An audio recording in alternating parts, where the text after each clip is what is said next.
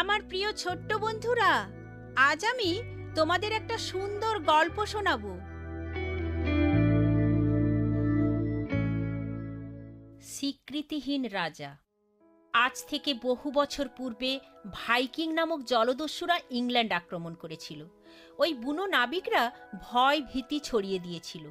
তারা লুটপাট করেছে, হত্যা করেছে, বাড়িঘর ও চার্চ গৃহ জ্বালিয়ে পুড়িয়ে ধ্বংস করে ছেড়েছে। একসময় রাজা আলফ্রেড তাদের বিরুদ্ধে জয়লাভ করল বটে, কিন্তু পরবর্তী সময়ে সে আবার পরাভূত হলো। তার শত্রুরা তাকে খুঁজে বেড়াচ্ছিল। রাজপ্রাসাদ ছেড়ে দিয়ে তাকে পালিয়ে যেতে হয়েছিল।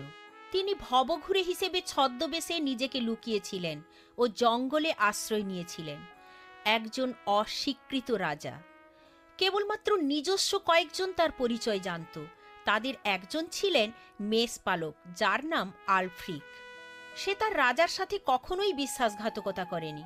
সে তার কুঁড়ে ঘরে রাজাকে একদিন নিমন্ত্রণ করল, কিন্তু তার স্ত্রীও জানতে পারল না তাদের অতিথির পরিচয়।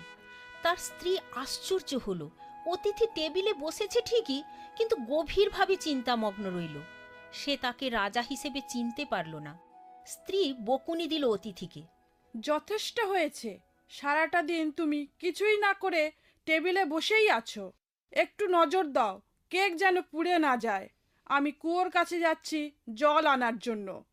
রাজার চিন্তা ছিল শত্রুদের নিয়ে। হয়তো বিজয় লাভের অন্য কোনো উপায় রয়েছে।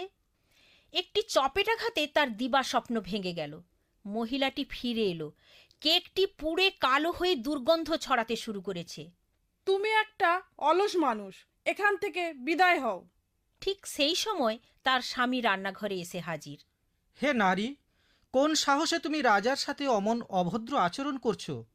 তুমি কি তাকে চেনো না? এরপরে যে কি ঘটল তা আমরা জানি না।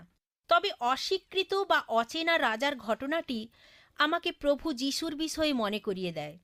তার জন্য ছিল আরও মারাত্মক, তাই নয় কি? 2000 বছর পূর্বে তিনি যখন গোয়াল ঘরে শায়িত ছিলেন, কারো পক্ষেই তখন তাকে চিনে নেওয়া সম্ভব ছিল না। পরবর্তী সময় লোকজন ঈশ্বরের পুত্রকে সহ্য করতে পারেনি।